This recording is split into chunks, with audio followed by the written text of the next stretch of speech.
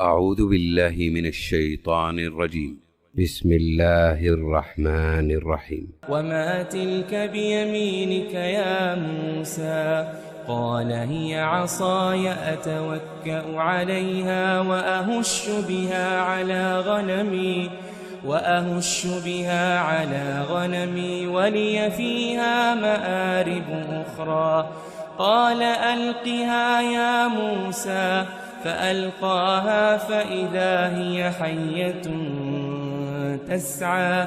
قال خذها ولا تخف سنعيدها سيرتها الأولى واضمم يدك إلى جناحك تخرج بيضاء من غير سوء آية أخرى لنريك من آياتنا الكبرى. اذهب إلى فرعون إنه طغى.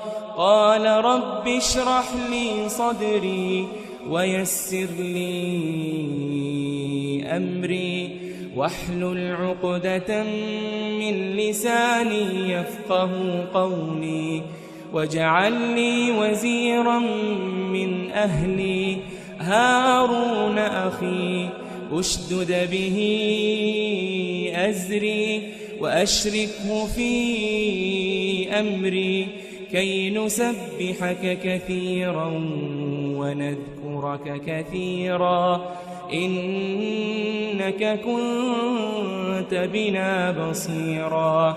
قال قد أوتيت سؤلك يا موسى.